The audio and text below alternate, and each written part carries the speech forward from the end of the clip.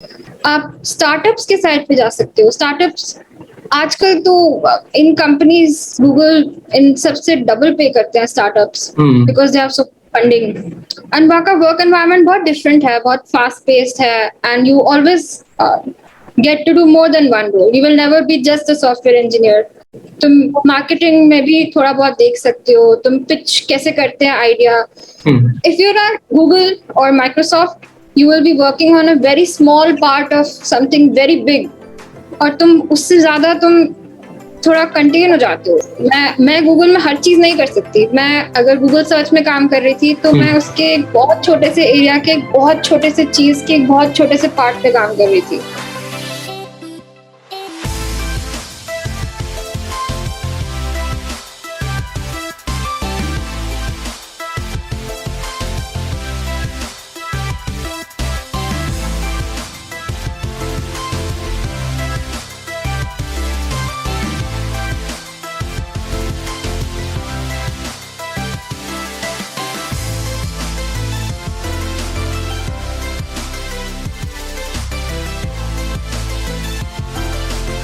So hello everyone, my name is Yash. स्वागत है आप सभी का एक और नई वीडियो में। आज की वीडियो में हमारे साथ बहुत ही शानदार गेस्ट मौजूद हैं और मैं तो ये बोलूँगा कि लेजेंड मौजूद हैं। आशना मैम इनकमिंग सॉफ्टवेयर इंजीनियर हैं गूगल लंदन में। इसी के साथ साथ उन्होंने इंटर्नशिप की है माइक्रोसॉफ्ट में, ब्लूमबर्ग लंदन में। वो बैचलर्स प्लस एमएस कर रही हैं ट्रिपल आईटी हैदराबाद से। एक बहुत ही इंटरेस्टिंग जर्नी होने वाली है जिसको हम डिस्कवर कर रहे होंगे इस पर्टिकुलर सेगमेंट में। यार वीडियो थोड़ी सी लंबी है, मैं चाहूँगा कि आप आज की वीडियो एंड तक देखें। आपको और पर्सनली मेरे को भी काफ़ी सारे हमारे जो डाउट्स होते हैं कि यार गूगल कैसे कैंडिडेट को हायर करती है, इंटरव्यू में कैसे कैसे क्वेश्चंस पूछती है, और कैसे एज ए स्टूडेंट हम कैसे प्रिपेयर कर सकते हैं इन बड़ी बड़ी टेक कंपनीज के लिए। तो इस वीडियो में सारे के सारे डाउट्स हमारे क्लियर हो रहे होंगे। हम गूगल का पूरा इंटरव्यू प्रोसेस इस वीडियो में कवर कर रहे होंगे। हम गूगल के बारे में बात कर रहे होंगे, हम माइक्रोसॉफ्ट के बारे में बात करेंगे, हम ब्लूमबर्ग लंदन के बारे में बात करेंगे कि मैम का क्या एक्सपीरियंस रहा, इंटर्नशिप की थी उन्होंने। तो बिना देरी के वीडियो को स्टार्ट करते हैं। सबसे पहले मैम बहुत बहुत शुक्रिया, आपने अपने बिजी स्केड्यूल में से टाइम निकाला और चैनल पर आए हो स्टूडेंट्स को गाइड करने के लिए। पर्सनली मेरे लिए तो बहुत ही बड़ी बात है, बाय गॉड ग्रेस आपसे इंटरेक्ट करने का चांस मिल रहा है। तो मैं तो इस चांस को वेस्ट नहीं जाने दूंगा। जितने मेरे सारे डाउट्स हैं वो मैं आज आपसे पूछ रहा हूँ, और जनरली जो स्टूडेंट्स के डाउट होते हैं वो सारे मैं आपसे पूछ रहा हूँ। तो वंस अगेन मैम बहुत बहुत थैंक यू, आपने अपने बिजी स्केड्यूल में से टाइम निकाला और चैनल पर आए हो। Thank you so much for having me. I'm very happy to be here. कोई प्रॉब्लम नहीं है। मैम अगर मैं आपसे पूछूं 3-4 लाइंस में कि हु इज आशना, तो आप अपने आप को कैसे डिफाइन कर रहे होंगे? The hard question to begin with, पर हाँ, अभी तो I'm a student at IIT Hyderabad. I'm studying computer science. अभी मेरे को ऑलमोस्ट 5 साल हो गए हैं यहाँ पे, एंड मेरा करिकुलम, मेरा कोर्स बस खत्म होने वाला है। I will be an incoming software engineer at Google. I will be moving to London. अगर मैं खुद को ऐसे डिस्क्राइब करूँ तो मुझे हमेशा से इंटरेस्ट रहा था मैथ साइंस की तरफ। That's why I came into engineering. And but हाँ, उसके अलावा my college life was very fun. मेरे को डांस करने का बहुत शौक है, मैं ट्रेन डांसर, तो मैंने बहुत डांस किया है, मैंने बहुत सारा कल्चरल एक्टिविटीज में पार्ट लिया है। मुझे बाहर जाना बहुत पसंद है। I have a big friend circle, so I'm also very social and I really like cultural events. Great great. Ma'am जब भी मेरे को किसी सीनियर से बात करने का मौका मिलता है तो मेरी बैकअप स्ट्रेटेजी ये रहती है कि मैं उनकी जर्नी से स्टार्ट करूं कि उनकी क्या जर्नी रही है, राइट। तो मैं आपसे एक रिक्वेस्ट करूंगा कि आप अपनी जर्नी बिल्कुल बिगिनिंग से बताएं, बिल्कुल रूट लेवल से बताएं, ताकि जो हम स्टूडेंट्स हैं वो ज़्यादा अच्छे से रिलेट कर पाएं। लाइक हर किसी की लाइफ में अप्स आते हैं, डाउन्स आते हैं, और हम उनको कैसे ओवरकम करते हैं, और आपकी क्या जर्नी रही है। तो प्लीज आप अपनी थोड़ा जर्नी के बारे में बता दो। Sure. तो मैं दिल्ली से हूँ, मैं दिल्ली में पढ़ी हुई हूँ, and I think 10th class तक मुझे मैथ साइंस में इंटरेस्ट था। I was good at it as well. मुझे इतना ज़्यादा सोशल साइंसेज या लैंग्वेजेस में इंटरेस्ट नहीं था। तो थोड़ा नेचुरली 11th-12th में I was drifting towards science. मेरे दोनों पेरेंट्स भी इंजीनियर्स हैं, प्रोबेबली इस वजह से मैं इंजीनियरिंग की तरफ थोड़ा ज्यादा इंक्लाइन थी। इन हाइंडसाइट मुझे ऐसा लगता है कि मुझे उस वक्त और करियर ऑप्शंस एक्सप्लोर करने चाहिए थे। आई थिंक हम लोग बहुत ज्यादा रिस्ट्रिक्टेड होता है कि या तो बायो लेके मेडिकल करो या पीसीएम लेके इंजीनियरिंग करो या फिर दिल्ली में मोस्टली आर्ट्स लेके दिल्ली डीयू जाएंगे दिल्ली या यूनिवर्सिटी थोड़ा ज्यादा या कॉमर्स लेके एसआरसीसी जाना है। बहुत लिमिटेड ऑप्शंस थे। हालांकि मेरा स्कूल में मेरे अब schoolmates are doing very different things जो मैंने कभी इमेजिन नहीं किया था। Theatre, professional sports, architecture and stuff. I think थोड़ा ज्यादा और ओपन होना चाहिए था मुझे भी करियर प्रोस्पेक्ट्स के मामले में। बट या so I moved out of my school and joined one of the coaching centers in 11th and 12th. तो 11th-12th मैंने काफी जैसे हर जेई एस्पिरेंट करता है, I was also doing coaching. मेरा इतना मन नहीं लग रहा था कोचिंग में।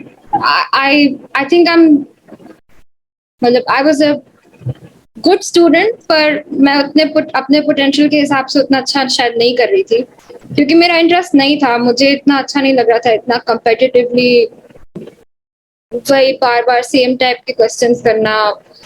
मुझे ये भी ऐसा लगता था कि हम कॉन्सेप्ट से ज्यादा शायद ये सीखने की कोशिश कर रहे हैं कि एग्जाम में कैसे स्कोर करते हैं या कैसे एलिमिनेट करके सही ऑप्शन सेलेक्ट कर सकते हो। मुझे इतना पता नहीं, शायद उस वक्त दोस्त वगैरह भी कम हो गए थे क्योंकि मैंने स्कूल चेंज किया था। मैं बहुत सोशल हुआ करती थी, बहुत कल्चरल एक्टिविटीज करती थी एंड फिर मैं सिर्फ कोचिंग करती थी। पूरे दिन सिर्फ एक्सपेक्टेड था कि पढ़ो पढ़ो, एग्जाम दो हर दूसरे दिन पूरे डेडिकेशन के साथ।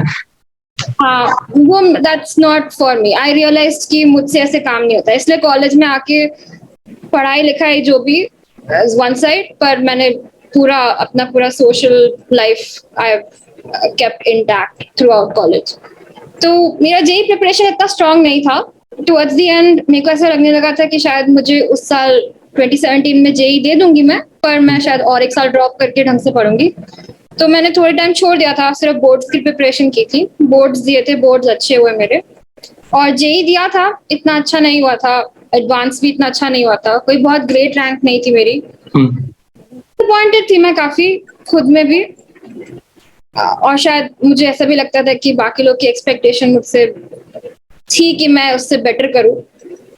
I could have done better definitely, और मैंने इतना लग के पढ़ाई की नहीं थी जेई की, वो मेरी गलती थी।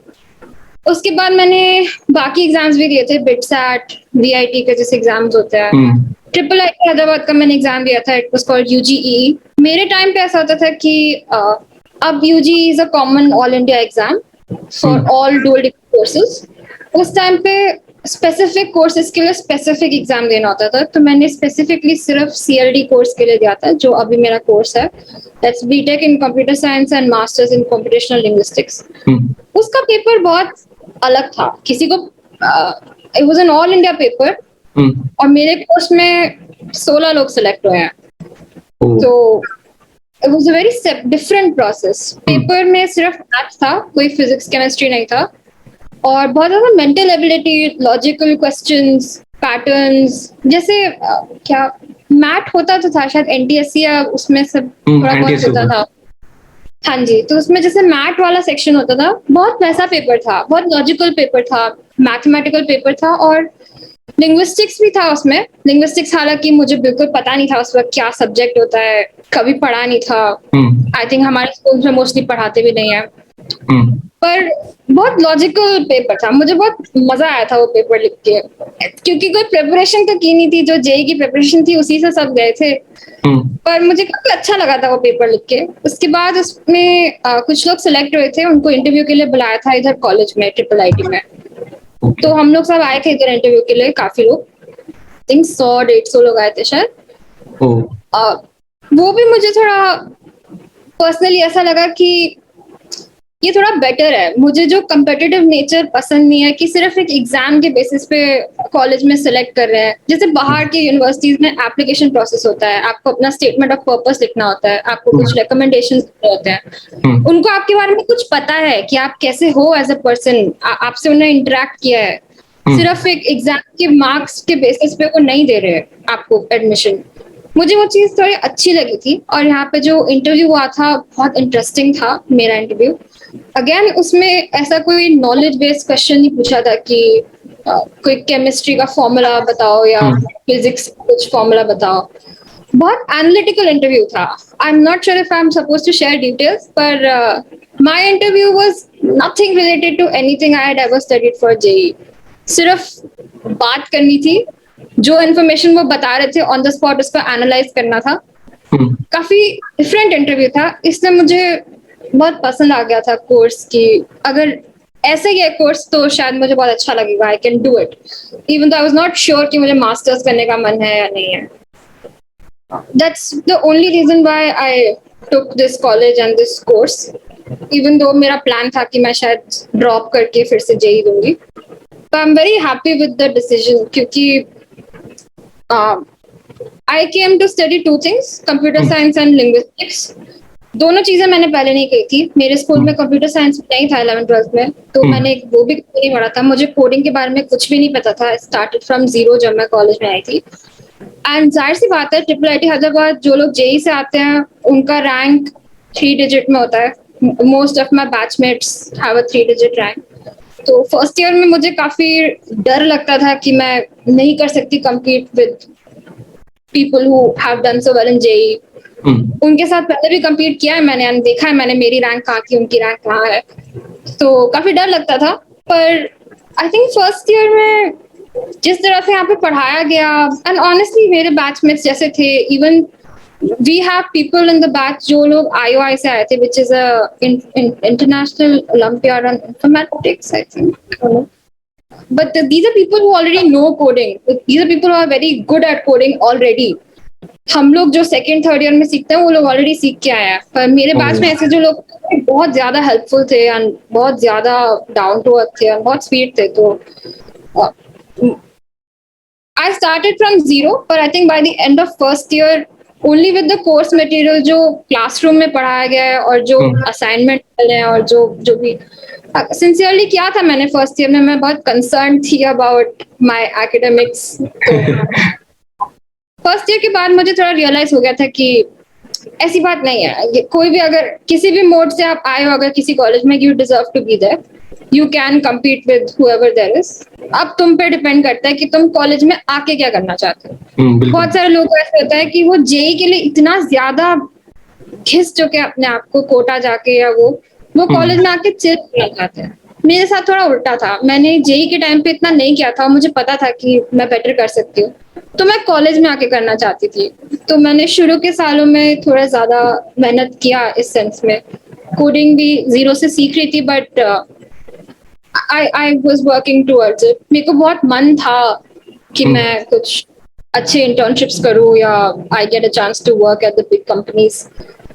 तो मैंने फर्स्ट सेकेंड ईयर में अच्छे से थोड़ा कोडिंग किया था एंड मैंने बहुत जल्दी इंटरव्यूज देना भी चालू कर दिया था। मैं रुकी नहीं थी थर्ड ईयर तक या फोर्थ ईयर तक। सेकेंड ईयर से मैं इंटरव्यूज दे रही थी।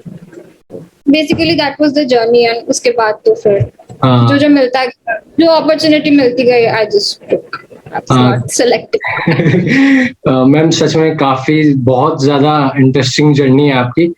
और मेरे को एक चीज सीखने को मिली कि भाई मैंने जो एक चीज नोटिस करी कि आप बहुत ज्यादा और चीजें एक्सप्लोर करना चाहती थी और मतलब आपको उतना कंपटीशन पसंद नहीं था, राइट? और आप और चीजें एक्सप्लोर करना चाहती थी। आपको थ्योरेटिकल नॉलेज ज्यादा वो नहीं थी, आप थोड़ा प्रैक्टिकल बेस से अगर मैं गलत नहीं बोल रहा हूँ तो।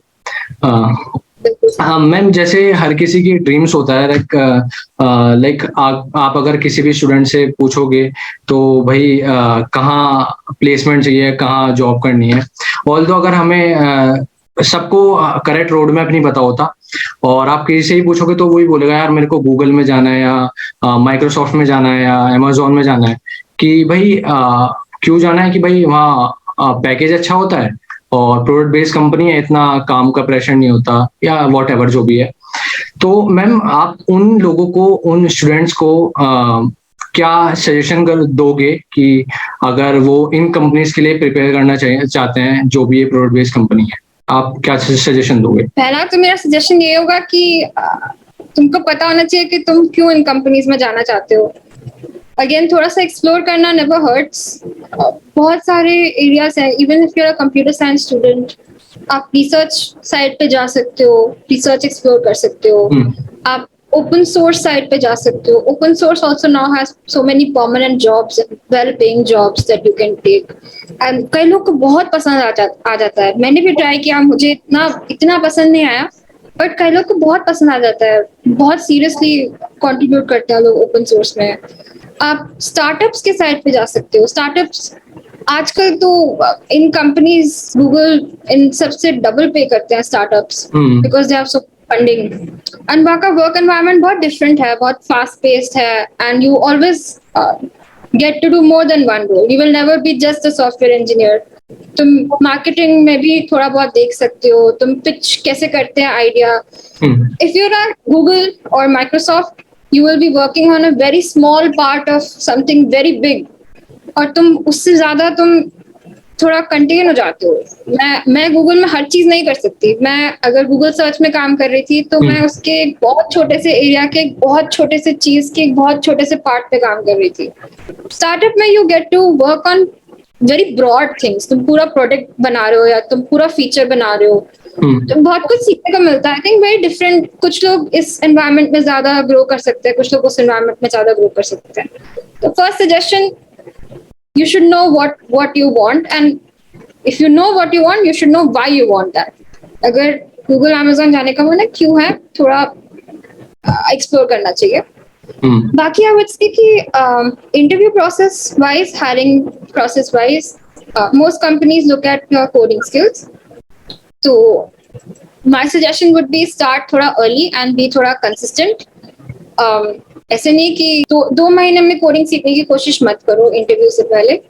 एक साल पहले शुरू करो, धीरे धीरे करो, थोड़ा कंसिस्टेंटली करो, पर अच्छे से करो। सिर्फ कोई प्रॉब्लम सॉल्व करने के लिए नहीं। अगर कर रहे हो तो जैसे again like I mentioned, I am not so big on competition. तो मैंने कभी कम्पिटिटिव प्रोग्रामिंग ज्यादा नहीं की, मुझे इतना इंटरेस्ट नहीं आया। Okay. For all intends and purposes अगर तुम सीपी कर रहे हो, इट्स ग्रेट। बहुत ज्यादा हेल्प होती है इंटरव्यू प्रोसेस में। बहुत क्रिटिकल एबिलिटी बढ़ती है, थिंकिंग एबिलिटी बढ़ती है, स्पीड बढ़ती है, which is a big big big advantage. पर मेरे को नहीं लगता कि वो चीज नेसेसरी है कंपेटिटिवली प्रोग्राम करना। मैं मोस्टली लीड कोड करती थी और इंटरव्यू बिट करती थी। पर मैं करती थी तो एक क्वेश्चन, अगर मैं दिन में एक भी क्वेश्चन कर रही हूँ तो उसके फिर हो गया, मेरा क्वेश्चन एक्सेप्ट हो गया, सही था। फिर भी उसके डिस्कशन में जाके देखती थी मैं कि और लोग ने क्या सोल्यूशन लिखा है, या मैंने जो चीज 50 लाइन में लिखी है किसी ने 5 लाइन में लिखी है, तो कैसे किया है। वो शायद बहुत हेल्पफुल था, वो करना चाहिए। तो आई वुड से start early, be consistent, and don't code for just getting the right answer, but also look at alternate answers and also look at what other people are doing. थोड़ा डिस्कस करने से खुद के आइडियाज और खुद का thinking better होता है। मतलब कि हमें कंसिस्टेंट रहना है। ऐसा नहीं है कि भाई अगर और हमें टाइमली स्टार्ट करनी है हर चीज। ऐसा नहीं है कि भाई 2 महीने बाद प्लेसमेंट है तो आप जब से स्टार्ट कर रहे हो, या राइट। मैम मैं स्टार्टिंग में जैसे मैंने मेंशन भी किया था कि मैम ने काफ़ी सारी कंपनीज में इंटर्नशिप भी की थी, इंक्लूडिंग माइक्रोसॉफ्ट, ब्लूमबर्ग, लंदन। तो मैम पहले मैं गूगल की बात करना चाहूँगा कि गूगल का जो आपका इंटरव्यू प्रोसेस था, क्या एंटायर प्रोसेस था उसका? मतलब जो क्या कुछ डिफरेंस होता है कि अगर हम गूगल इंडिया में अप्लाई कर रहे हैं, या आपने कैसे अप्लाई करा था जब गूगल लंदन के लिए? Google hiring process generally, I think internships के लिए थोड़े कम इंटरव्यूज होते हैं। मैंने इंटर्नशिप के लिए जब दिया था तो मेरे 2 इंटरव्यूज हुए थे, दोनों सिर्फ टेक्निकल थे, they were just coding interviews, and उसी के बेसिस पे सिलेक्शन था, कोई एचआर इंटरव्यू भी नहीं हुआ था मेरा। But this was an on campus event. उसमें दोनों इंटरव्यूज टेक्निकल थे, दोनों में coding questions based on data structures, algorithms पूछे गए थे। आई वुड से लीड कोड मीडियम लेवल के क्वेश्चंस थे, एंड आई डोंट थिंक मेरे इंटरव्यूज इतने बहुत ज्यादा स्मूथ थे कि उन्होंने क्वेश्चन बताया, मैंने कोड कर दिया। जिस तरह से बोलना होता है पहले ब्रूट फोर्स सोल्यूशन, मैंने पहले क्लैरिफिकेशंस की जो भी आपको क्वेश्चन दिया है, उसके ऊपर basis of that some clarifications you want to make. If you are given an array of numbers you should ask whole numbers हैं, नेगेटिव नंबर्स हो सकते हैं, रिपीटेड नंबर्स हो सकते हैं, फ्लोट नंबर्स हो सकते हैं. पूछना चाहिए, ट्राई करना चाहिए. उसके बाद whatever first solution is coming to your mind, brute force solution, उसका कॉम्प्लेक्सिटी. उसके बाद मैं डिस्कस करना शुरू करती हूँ कि why this is not a great solution. इसमें ये चीज बॉटलनेक है, या ये चीज बहुत ज्यादा टाइम ले रही है, या ये चीज बहुत ज्यादा स्पेस ले रही है, तो इसको ऑप्टिमाइज करने की मैं सोच रही हूँ. देन आई से कि मैं क्या सोच रही हूँ, किस डायरेक्शन में जा रही हूँ. और फिर कोड करते वक्त भी आई फाइंड कि it's better if you keep saying what you are writing. कि अब मैं अब ये वाला एज केस देख रही हूँ, तो अब मैं ये वाला एज केस हैंडल करूंगी, and then I write the condition. And up now I'm moving on to the base case, या अब I'm moving on to the recursion part of it, and then you write. तो वो उनके लिए भी follow करना बहुत इजी हो जाता है, आप क्या कोड कर रहे हो. And I think intern level पे इतना ज्यादा फोकस नहीं होता on how well you code या सिंटैक्स. वो सब तो खैर it's okay to not have the correct syntax all the time. But I think full time roles में मैंने ये भी नोटिस किया है कि they look at how good your code is, कि कितना लेजिबल है, वेरिएबल नेम्स क्या दिए हुए हैं, जहाँ पे फंक्शंस बना सकते हो वहाँ पे फंक्शन बनाने चाहिए, क्या तुम क्लास बना के लिख सकते हो, या थोड़ा सा उस साइड पे भी थोड़ा बहुत फोकस होता है कि आपका कोड का क्वालिटी कैसा है. Not in terms of syntax, just in terms of organisation and naming. या अगर आप फंक्शन भी नेम कर रहे हो तो उसका कोई मतलब होना चाहिए, ऐसे एबीसीडी नहीं होना चाहिए. सो मोस्टली गूगल में फुल टाइम रोल्स में ऐसा होता है कि first you submit an application, उसके बाद रेज्यूमे शॉर्टलिस्टिंग होता है. रेज्यूमे शॉर्टलिस्टिंग में if you are selected, recruiter reaches out to you, then they try to set up. I think India में ऐसा होता है कि पहले एक फोन स्क्रीन होता है, स्क्रीन में कुछ इजी क्वेश्चंस पूछे जाते हैं, मतलब easy to medium, you have to code. And फिर उसके बाद you have some on site interviews, जिसके लिए अब शायद जाना नहीं होता, अब तो बहुत ऑन साइट ही हो जाता है. तो उसमें 2 टेक्निकल राउंड्स होते हैं, एंड शायद सिस्टम डिजाइन राउंड होता है. आई एम नॉट श्योर इंडिया में होता है, बाहर तो मोस्टली सब कंपनीज में सिस्टम डिजाइन राउंड भी लेते हैं. सिस्टम डिजाइन राउंड टेक्निकल से मतलब कोडिंग, मोस्टली कोडिंग नहीं होता उसमें. आपको सिस्टम दिया जाता है, उसके कुछ रिक्वायरमेंट्स दिए जाते हैं, and you have to design it, you have to work with your interviewer to come up with a high level design for it. वो इंटरव्यूज होते हैं. गूगल में after you done with all your interviews, आपका जो जितना भी feedback है वो उसका एक पैकेट बनता है, वो हायरिंग कमेटी को दिया जाता है. हायरिंग कमेटी में कुछ सीनियर लोग हैं बहुत सारे, जो साथ में बैठ के आपका प्रोफाइल, आपका रेज्यूमे, आपका इंटरव्यू फीडबैक रिव्यू करते हैं, and they decide whether you should go forward. India में again I am not sure. I think India में फुल टाइम ऑफर के लिए आपको ऑफर मिल जाता है और उसके बाद आपको टीम असाइन होती है. बाहर के लिए फॉर लंदन, फॉर यूरोप ऐसा होता है कि then you go into project matching. Project matching में टीम मैचिंग जो भी बोल लो, you get a chance to tell your preferences कि तुमको किस टाइप की टीम चाहिए, किस एरिया में टीम चाहिए, लोकेशन प्रेफरेंस अगर तुम्हारी कुछ है, क्योंकि यूरोप साथ में मतलब यूरोप में तुम कहीं पे भी देख सकते हो. एंड फिर you get to talk to some managers who match, मतलब तुमने जो प्रेफरेंसेस भरे हैं और तुम्हारा जो फीडबैक है वो फिर तुम्हें जितने मैनेजर्स हायर करना चाहते हैं उनको विजिबल होता है. If they pick your application you can talk to them, you get an interview with them. It's not exactly interview, it's more of a conversation. तुम भी पूछ सकते हो, उतना ही चीज है जितना वो पूछ सकते हैं. टेक्निकल नहीं होता बिल्कुल, इट्स जस्ट अ कॉन्वर्सेशन कि उनके क्या एक्सपेक्टेशंस हैं, मेरे क्या एक्सपेक्टेशंस हैं, मुझे किस टाइप के काम में इंटरेस्ट है, do I want a client facing team, मुझे कस्टमर से बात करनी है क्या, या do I want a back end team, या do I want product part, या do I want some work on some services, or do I want to work with a team जहाँ पे बहुत collaboration है, या do I want a team जहाँ पे थोड़ा individual ownership होती है, individual projects मिलते हैं. तो बस उस टाइप की कॉन्वर्सेशन यू कैन हैव. वो भी आपको बताएंगे उनके एक्सपेक्टेशंस क्या है, आप भी उनको बता सकते हो कि आपके एक्सपेक्टेशंस क्या है. If there is a match from both sides, तुमको भी पसंद है उनको भी पसंद है, तो then you get an offer and then you get shape. तो मैम ये आपका जो अपॉर्चुनिटी थी लंदन वाली, तो इसका कुछ अलग एप्लीकेशन प्रोसेस होता है या मतलब अलग से अप्लाई करना पड़ता है कि अगर हमें बाहर के लिए अप्लाई कर रहे हैं, या मतलब उसमें ही लोकेशन का ऑप्शन आता है कुछ? गूगल करियर्स, मोस्ट कंपनीज के करियर्स वेबसाइट होते हैं, गूगल के करियर्स वेबसाइट है, सबका है, अमेजोन का है, सबका होता है। वहां पे जाके आप देख सकते हो क्या पोजीशन ओपन है, किस लोकेशन के लिए ओपन है, क्या मिनिमम रिक्वायरमेंट्स है। ऑनलाइन ही अप्लाई किया था मैंने भी, और मैंने डोंट थिंक रेफरल लगाया था, शायद लगाया था।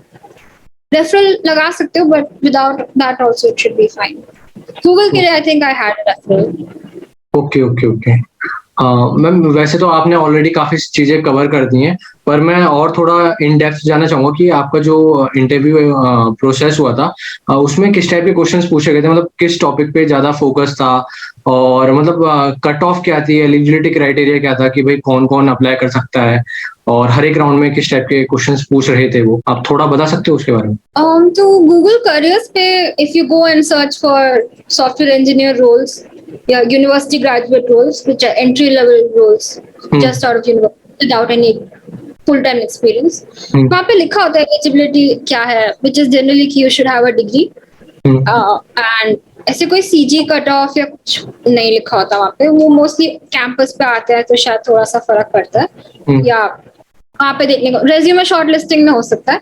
पर अप्लाई करने के लिए you should just be enrolled in some in computer science related degree, and you should have some experience working on computer science related things.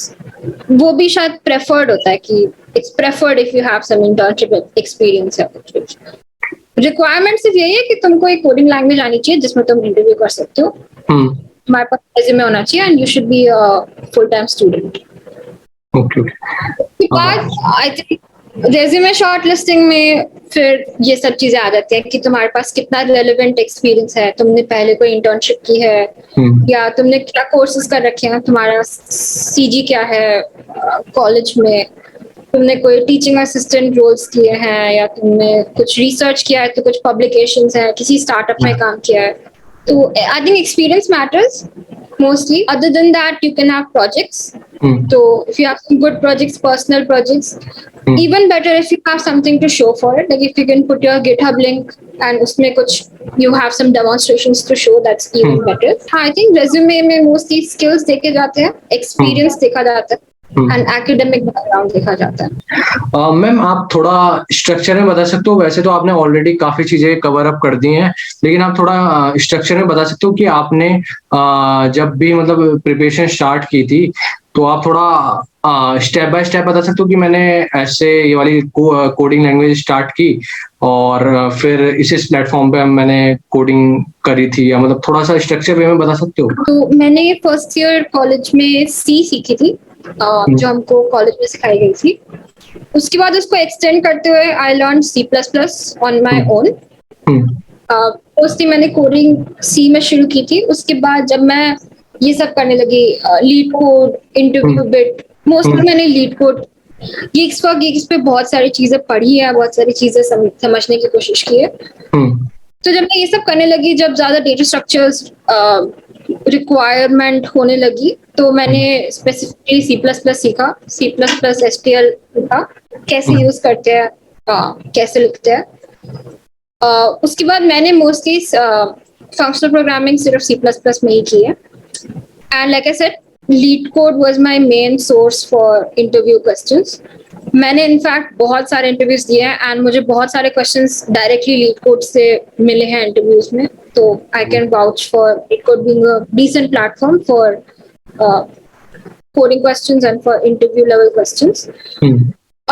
मैं एरियाज के मामले में ऐसे बोलूंगी कि मैंने बहुत सारे सीनियर्स से बात की थी। मोस्टली मुझे यही बोला गया कि graph algorithms, DFS, BFS, topological sort, MST, इस टाइप की चीजें बहुत पक्की होनी चाहिए आपकी, graph based, and some level of dynamic programming you should no.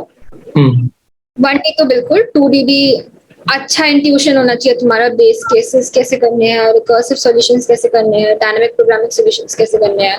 हम्म। तो ये मैंने भी देखा है अपने इंटरव्यू एक्सपीरियंस में कि सबसे ज्यादा ग्राफ बेस्ड या डायनामिक प्रोग्रामिंग बेस्ड क्वेश्चंस पूछे जाते हैं। लीड कोड में आई थिंक आप टॉपिक स्पेसिफिक क्वेश्चंस कर सकते हो, तो मैंने टॉपिक स्पेसिफिकली काफी कुछ करने की कोशिश की थी कि एक हफ्ता अगर मैं ग्राफ्स कर रही हूँ तो मैं डेडिकेटेडली ग्राफ्स कर रही हूँ, एक हफ्ता अगर मैं डायनामिक कर रही हूँ तो मैं डेडिकेटेडली वो कर रही हूँ। क्योंकि एक टॉपिक के बहुत सारे क्वेश्चंस मैंने साथ में किए तो मुझे पैटर्न्स दिखने लग गए थे कि इस टाइप का क्वेश्चन में इस टाइप का अगर डेटा दिया होता है तो उसको ग्राफ रिप्रेजेंट कर सकते हो तुम। बहुत मतलब सारे क्वेश्चन मैंने इंट्यूशन, सॉरी मैं इंटरप्ट कर रहा हूँ बीच में, मतलब इंट्यूशन अपने आप ही हो रहा था, मतलब जब आपने काफी प्रैक्टिस कर ली थी। इंट्यूशन और वही कि जब कोई नया क्वेश्चन दिखता है तुमको उसमें थोड़े पैटर्न्स दिखने चालू हो जाने चाहिए कि ये क्वेश्चन ऐसा लग रहा है कि इसमें सॉर्ट करूंगा तो हेल्प करेगा, या ग्राफ बनाऊंगी तो हेल्प करेगा, या जो भी। सो कैटेगरी वाइज क्वेश्चंस किए थे मैंने शुरू में। कैटेगरी वाइज मैं कोशिश करी थी कि मैंने एक तो सी होता है कि जैसे बाइनरी सर्च टाइप की चीजें हैं वो लिखना बिल्कुल रट जाता है कि ऐसे लिखना है, डीएफएस बीएफएस कैसे लिखना है बिल्कुल रट जाता है क्योंकि बहुत बार लिखी है। एंड दूसरा पैटर्न दिखने चालू हो जाते हैं कि ग्राफ के क्वेश्चंस कैसे दिखते हैं, डीएफएस के क्वेश्चंस कैसे दिखते हैं, किस किस केस में मुझे डीएफएस ही लग रहा है और बाकी चीजें नहीं लग रही। एंड उसके बाद फिर मैंने रैंडम क्वेश्चंस करना शुरू किया था, मतलब रैंडमली क्वेश्चंस उठाओ एंड फिर सोचो कि उसमें क्या लगेगा। And like I said other thing that I did was कि एक बार मेरे से हो गया या अगर मेरे से नहीं हुआ तो नहीं हुआ, उसका डिस्कशन जरूर करती थी मैं कि और लोग के क्या सॉल्यूशंस हैं और लोग ने कैसे लिखे हैं सॉल्यूशंस। तो platforms I can suggest code and interview with.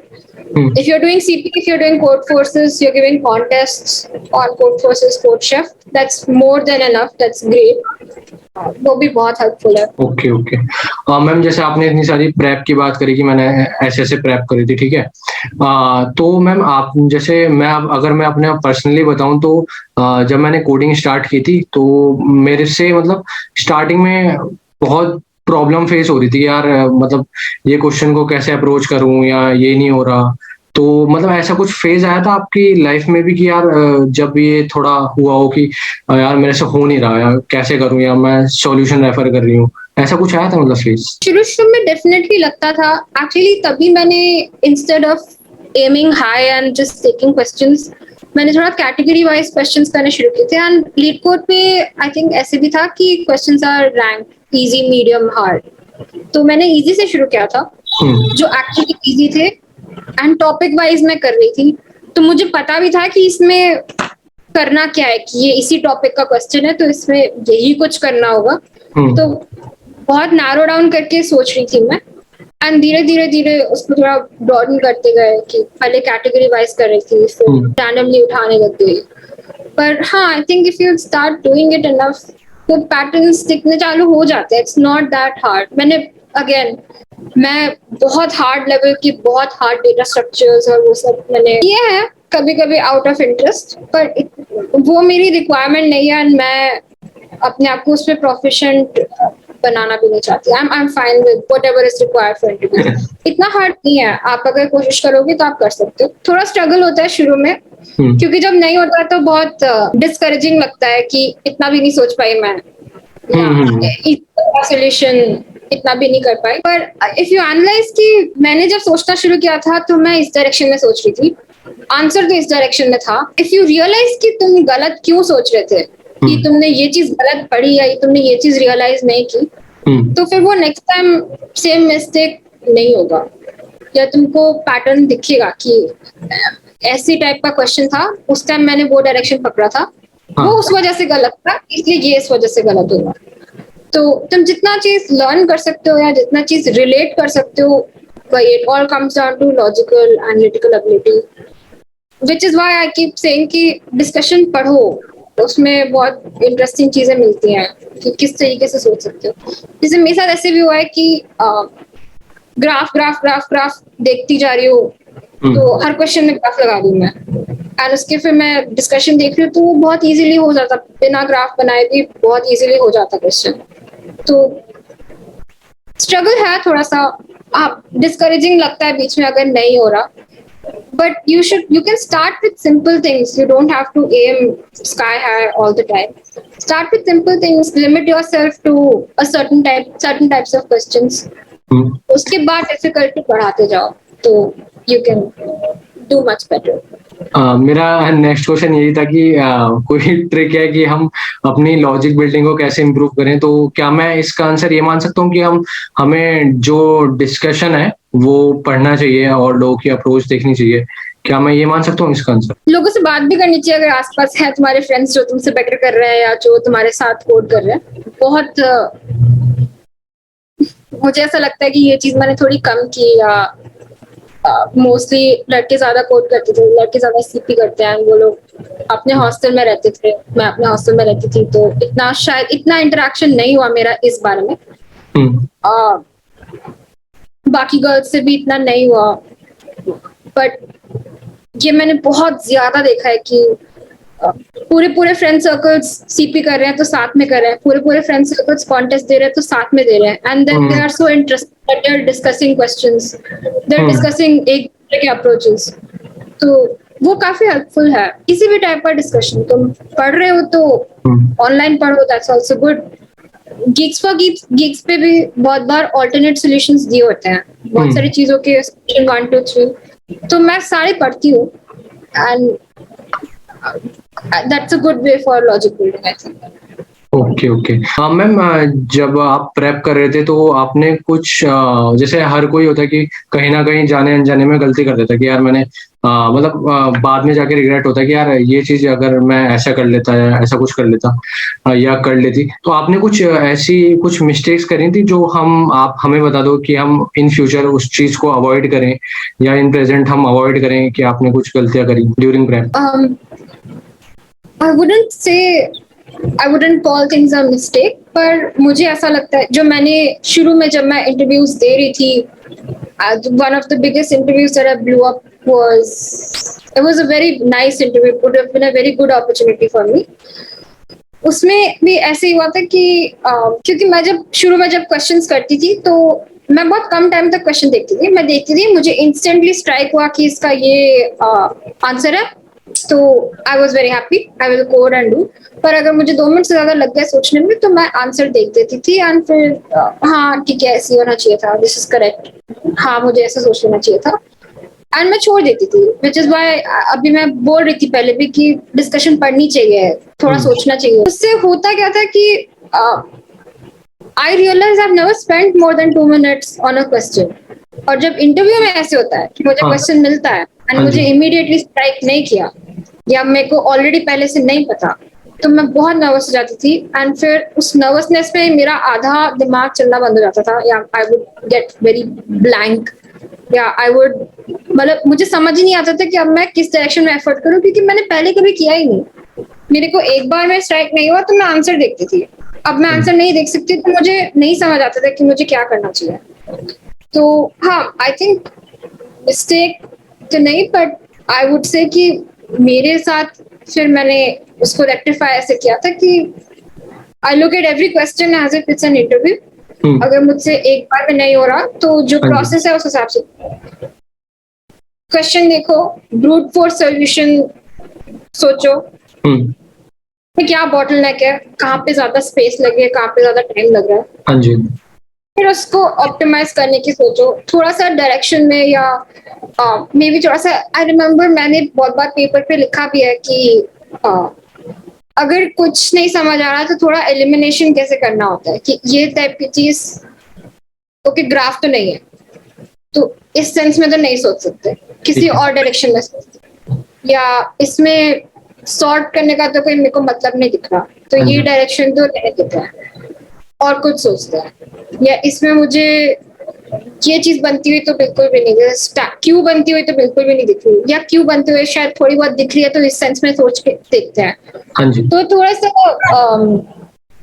मतलब क्वेश्चन अगर नहीं हो रहा तो आई थिंक थोड़ी देर सोचना चाहिए उस पर, और डिस्कशन पढ़नी चाहिए, उससे ज्यादा आइडिया लगता है कि मतलब अब एटलीस्ट मुझे ये डर नहीं है कि आई डोंट प्रे कि मैं इंटरव्यू देने जाऊँ तो मुझे जो क्वेश्चन पहले से पता है वही पूछा जाए, I am happy to answer new questions also. वैसे भी जो चीज पहले से पता है वो तुमने जाके लिख दी तो उसका क्या ही मतलब है.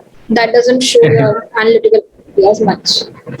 तो हाँ, बट हाँ आई वुड डेफिनेटली से कि ये मेरे साथ बहुत बार हुआ है कि अगर एकदम से स्ट्राइक नहीं किया मेरे को इंटरव्यू में तो मैं बहुत फ्लस्टर हो जाती थी और मेरे को समझ नहीं आता था वहां से क्या करना.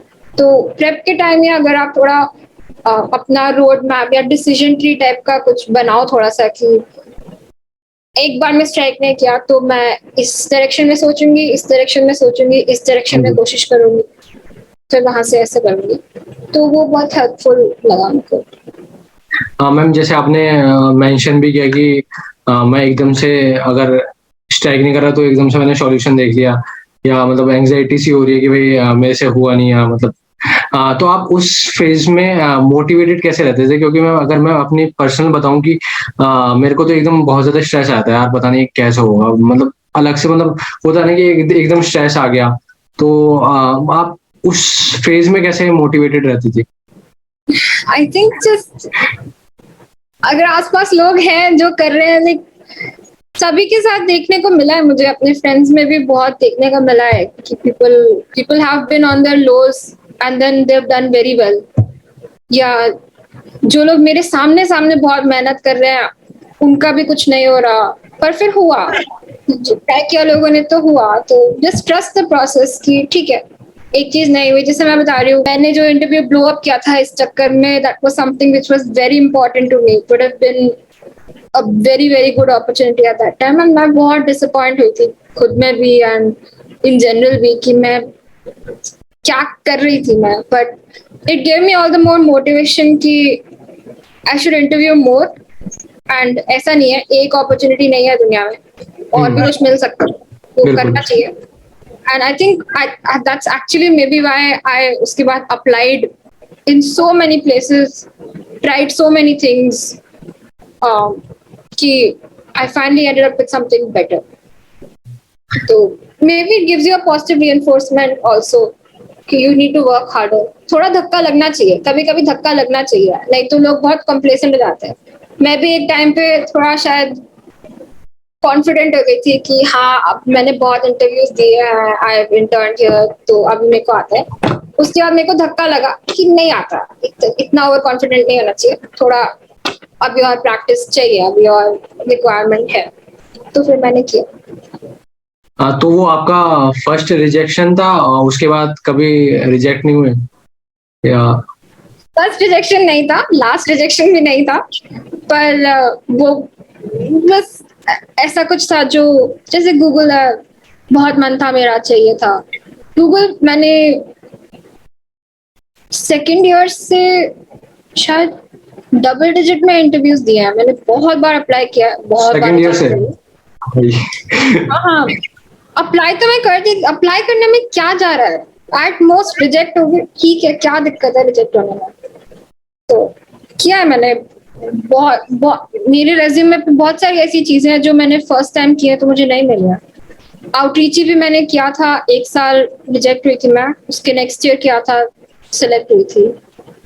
गूगल भी मैं 2-3-4 बार रिजेक्ट हुई over the years. I think काफी कितनी इंस्पायरिंग जर्नी है सच में. सच में बहुत ज्यादा कह रही हूँ मैं कि इट्स फाइन. लगता है धक्का कभी कभी, बुरा भी बहुत लगता है, पर you should trust the process. आसपास तुमको दिखेगा बहुत सारे लोग कोशिश कर रहे हैं तुम्हारी तरह, everyone is they and up being happy. तो मिल जाएगा कुछ ना कुछ, ऐसा नहीं है, हो जाएगा, यू विल इंप्रूव. मैम जैसे कोई इंटरव्यू देते हैं तो क्या इंटरव्यूअर हमसे क्या एक्सपेक्ट करता है? मतलब क्या हम उससे एग्जैक्ट कोड लिख कर दिखाएं विद प्रॉपर सिंटेक्स, या मतलब क्या एक्सपेक्ट करता है?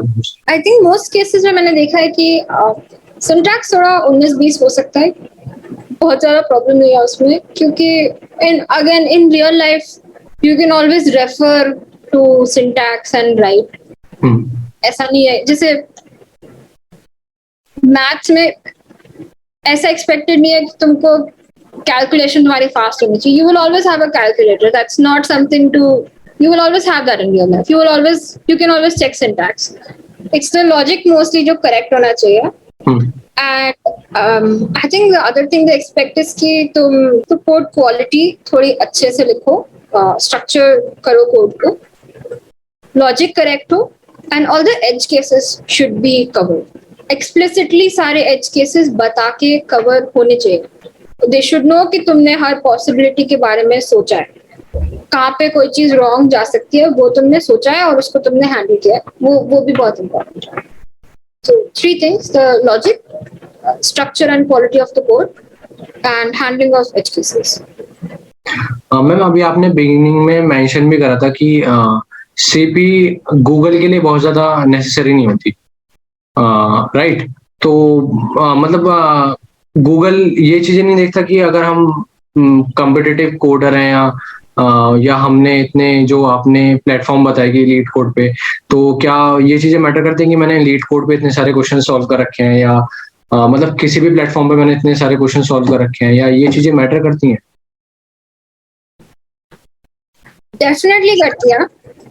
मेरा मानना ऐसा है कि गूगल या माइक्रोसॉफ्ट या जो भी कंपनी जहाँ पे भी तुम रेज्यूमे सबमिट कर रहे हो, वहाँ पे एक रिक्रूटर के पर्सपेक्टिव से देखा जाए तो your resume should stand out. You should have something that's better than others या something that others do not. मेरे केस में मैंने थोड़ा अर्ली इंटर्नशिप्स किए थे, तो मैं अपने रेज्यूमे में एक्सपीरियंस ज्यादा हाईलाइट करती हूँ। मैंने कंपेटिटिव कोडिंग नहीं की, तो मेरे पास रेटिंग या आईसीपीसी या ऐसा सब कुछ दिखाने के लिए नहीं है। मेरे एकेडमिक स्ट्रांग है तो मैं वो दिखाती हूँ, या मेरा एक्सपीरियंस स्ट्रांग है तो मैं वो दिखाती हूँ। जो लोग कर रहे हैं कोडिंग, जो लोग सीपी करते हैं, जिन लोग के रैंक्स हैं, जिन लोग ने गूगल किक स्टार्ट या ऐसे सब चीजें दिए हैं, कोड जैम दिया है, वो लोग वो चीज हाईलाइट करते हैं अपने रेज्यूमे में बहुत अच्छे। It holds great value too, क्योंकि दैट्स डायरेक्ट इंडिकेशन कि you are a good coder. That's a very direct indication कि तुम्हारी रेटिंग है, तुमने तुम्हारे कोड जैम में कोई अच्छा रैंक है, या जो भी होते हैं competitions, if you have done well, Google specific competitions अगर तुमने दिए हैं तो that's a very very big plus point on your resume. अगर तुमने कोड जैम दिया है या किक स्टार्ट दिया है और उसके रैंक्स तुम्हारे अच्छे हैं, वो तो बहुत, मतलब भाई तुम अपने रेज्यूमे में क्या हाईलाइट करना चाहते हो which will make you stand out, that's your decision. मैं जो चीज नहीं करती मैं उसको मेंशन नहीं करना चाहती, मैं जो चीज अच्छे से करती हूँ मैं वो चीज ज्यादा मेंशन करती हूँ।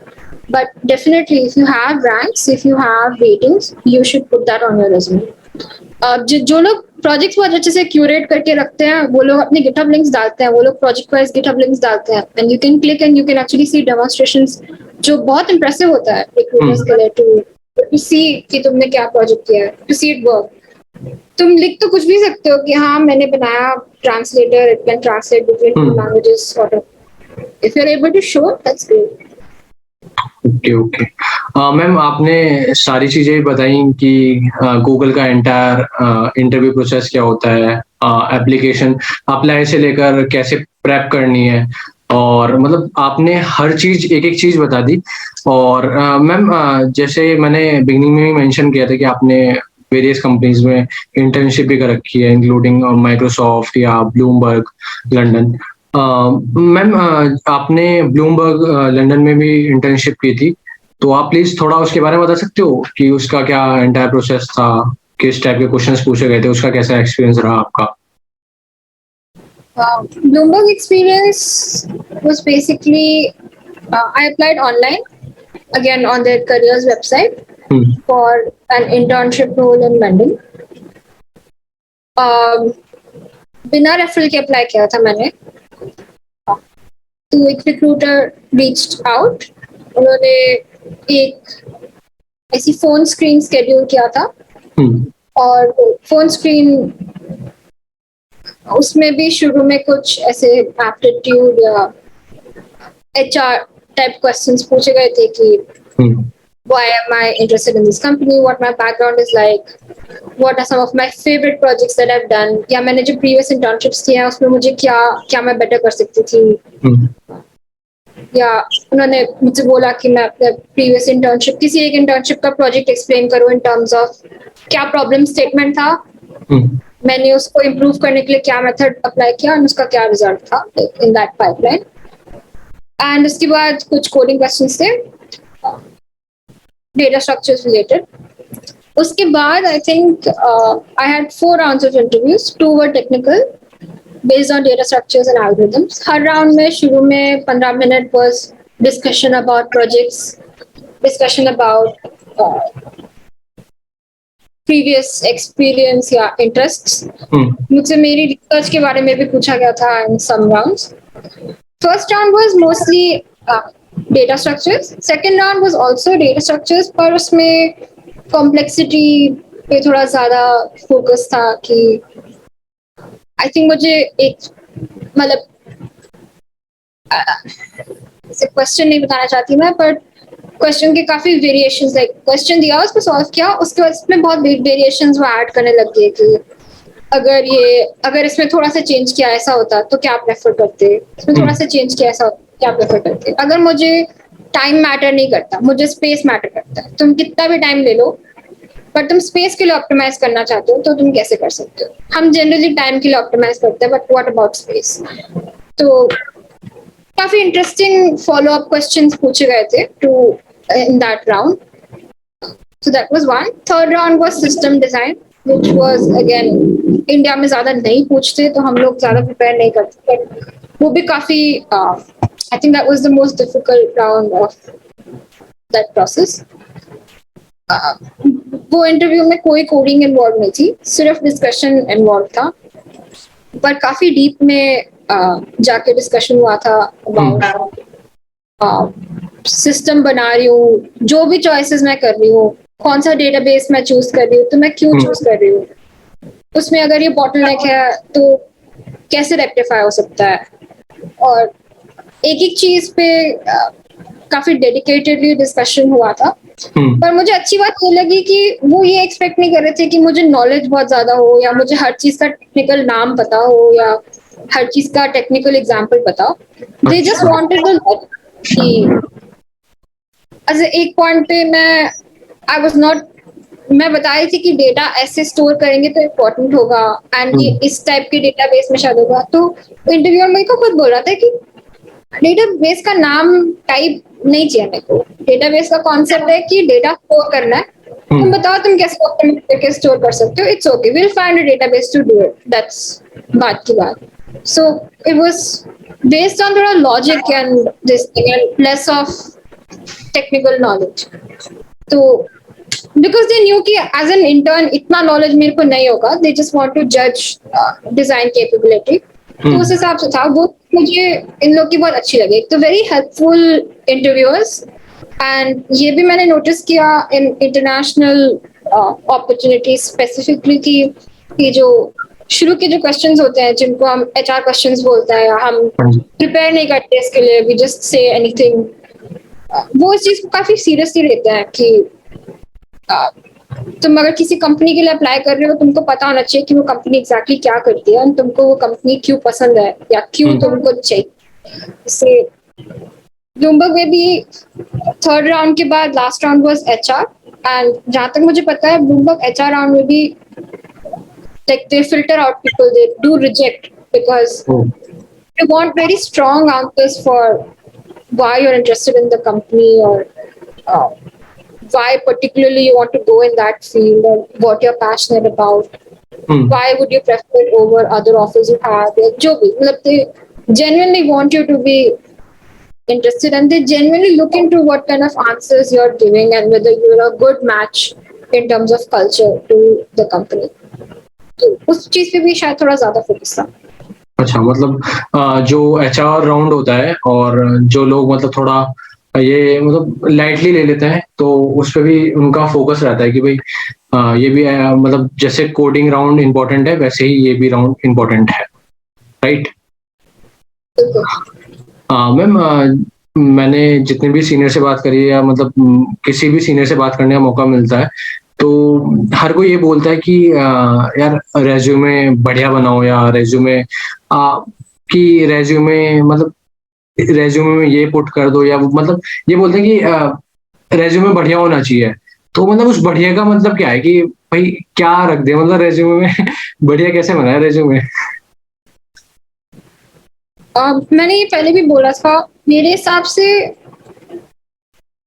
resume का point is to make you stand out from other people. So you should highlight what you are good at and what is different for you. जैसे especially companies जब campus पे आते हैं तो they are looking at people जो सब same college से पढ़े हैं, सब same courses पढ़े हैं, सबके similar शायद grade point होगा, सबके प्रोजेक्ट्स भी मे बी अगर तुम कोर्स के प्रोजेक्ट्स डाल रहे हो तो सिमिलर से होंगे. तो you have to make yourself stand out. उस मैटर में अगर तुमने सीपी किया हुआ है, तुम्हारे पास कुछ रेटिंग्स है दिखाने के लिए, हाईलाइट करो, put it in bold, put it on top. तुम्हारे पास कुछ एक्सपीरियंस है जो बाकी लोग के पास नहीं है, हाईलाइट करो, पुट दैट. तुमने कुछ ओपन सोर्स में कंट्रीब्यूट किया है, तुम्हारे पास कुछ आउटस्टैंडिंग प्रोजेक्ट्स हैं, तो भाई तो तुम्हारे पास क्या यूनिक है और तुम्हारे पास क्या अच्छा है, that should be highlighted in your resume. And you don't have to be modest about it.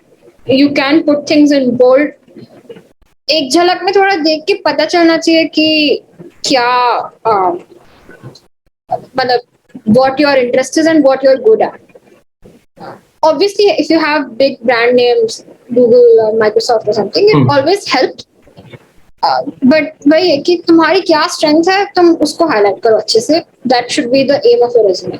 Having a little bit of everything, कि हाँ तुमने कुछ पोजीशन ऑफ रिस्पॉन्सिबिलिटी लिया है, तुमने कुछ लैंग्वेज पढ़ा है, सब कुछ थोड़ा थोड़ा होने से बेटर है कि तुमने जो चीज पीक की है, तुमने जो चीज बाकी लोग से बेटर किया है, तुम उसको हाईलाइट करो.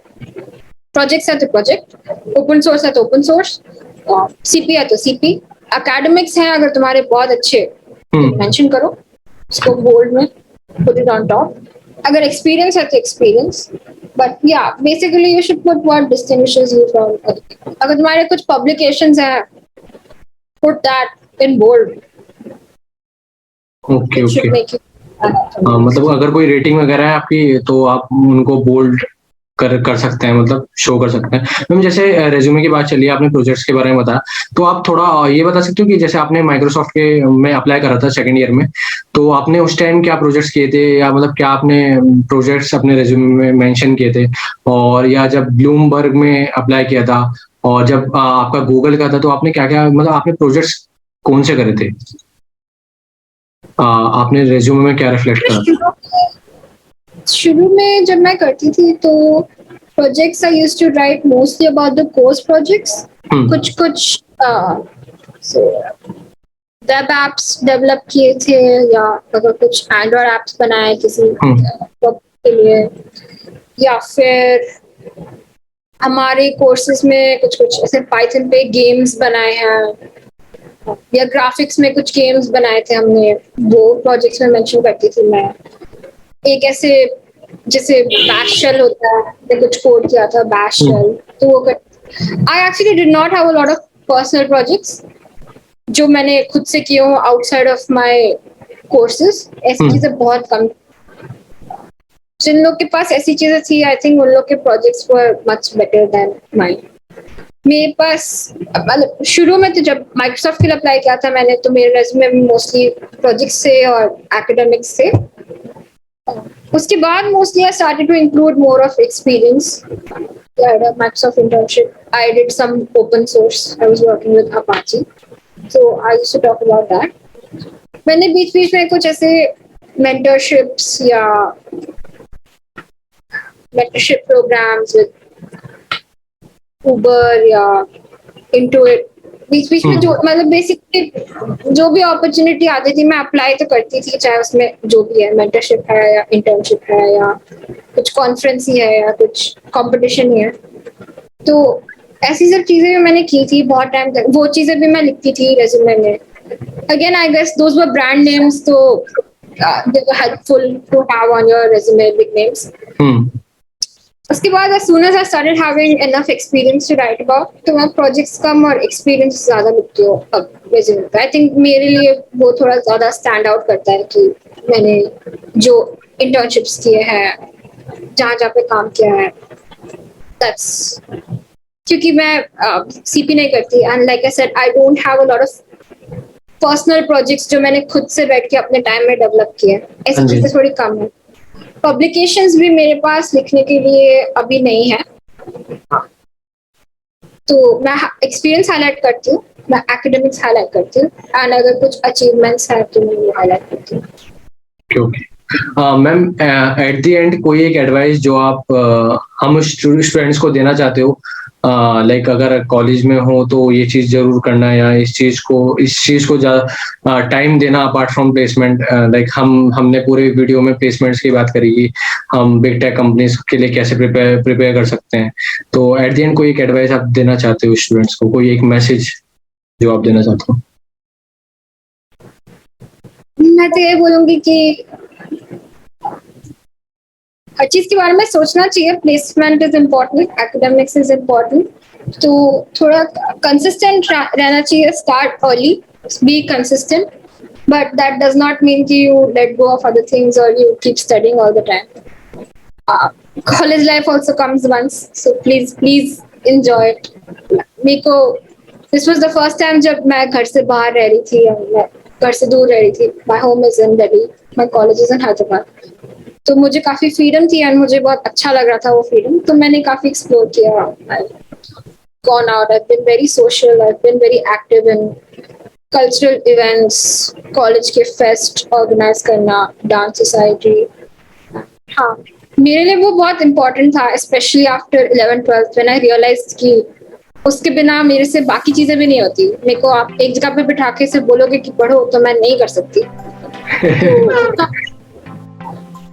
टाइम निकल जाता है हर चीज के लिए, if you really want to do it. If you are consistent and you are regular, it's fine, but you should always experience more things. Also to keep थोड़ा सा एन ओपन माइंड। थैंक्स सब बोलते हैं सिर्फ इसलिए ये भी नहीं करना चाहिए, अपने आप से भी कुछ मोटिवेशन होना चाहिए। व्हाई यू आर डूइंग, हाँ जी, explore other opportunities, keep an open mind about it. Ma'am बहुत बहुत थैंक यू। मैं सम अप भी नहीं कर सकता, मतलब मैंने इस वीडियो से जितना सीखा है, मतलब आपने, मैं मतलब सम अप नहीं कर सकता, मतलब मैं मेरे को समझ नहीं आ रहा मैं कैसे कंक्लूड करूं। और मैम सच में बहुत बहुत थैंक यू, मेरे लिए सच में बहुत बड़ी बात है कि कितने आप इतनी बड़ी पोजीशन पर हो, इतने डाउन टू अर्थ हो और इतने हम्बल। मैंने मतलब कोई अपनी लाइफ में नहीं देखा इतना हम्बल। और मतलब आप खुद मेरी नर्वसनेस देख रहे होंगे। मैं मेरे को मतलब सच में मैं इस वीडियो से पहले काफ़ी ज़्यादा नर्वस था कि भाई मैम इतनी बड़ी पोजीशन पर है, मैं कैसे बात करूँगा या मतलब कैसे क्वेश्चन करूँगा।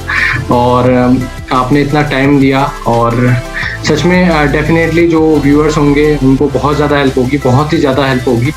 और मैंने हर एक मिनट मतलब इतना ध्यान से सुना आपको, और मतलब मैंने जितना सीखा है मैंने आज से पहले मतलब इतना हाँ मतलब ये है कि सीखना मतलब सीनियर से गाइडेंस लेनी चाहिए, फिर उस चीज़ को इम्प्लीमेंट करना चाहिए जब वो ज़्यादा सही रहता है। सिर्फ सुनना ही नहीं है कि एक मोटिवेशनल वीडियो की तरह सुन लो फिर उसको अपनी लाइफ में इम्प्लीमेंट ना करो। सच में मैम बहुत बहुत थैंक यू, आपने अपना टाइम दिया इतना हम स्टूडेंट्स को, और बहुत ज़्यादा हेल्पफुल हुई हमारे।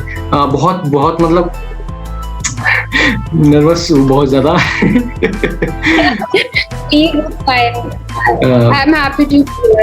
मैम सच में बहुत बड़ी बात है, आप इतनी बड़ी पोजीशन पर हो और मतलब मेरे को बहुत छोटा सा मैं बहुत लकी थी, मुझे बहुत ज्यादा अपॉर्चुनिटीज मिले, मैंने लिए। I worked hard for them, but I was very lucky कि मुझे I was at the right place at the right time on in a lot of things. तो हाँ, जो अपॉर्चुनिटीज जिसको मिल रहा है दे शुड टेक इट, ऐसा कुछ नहीं है। मैं भी अभी कॉलेज में की है। नहीं मैम सच में आपकी बहुत ज़्यादा इंटरेस्टिंग जर्नी थी, और मतलब मेरे लिए तो बहुत बड़ी बात है कि मतलब मैं एक ऐसे इंसान के साथ वीडियो बना रहा हूँ जिन्होंने इतनी बड़ी बड़ी चीज़ें अचीव कर रखी हैं। सबकी ड्रीम होती है कि मैं गूगल में जाऊँ या माइक्रोसॉफ्ट में जाऊँ या पर लेकिन हर कोई वहाँ तक नहीं जा पाता बिकॉज ऑफ एनी रीज़न। पर लेकिन सच में मेरे लिए बहुत बड़ी बात है आपने मेरे साथ वीडियो बनाई, और स्टूडेंट्स को बहुत ज़्यादा हेल्प होगी। Thank you so much ma'am.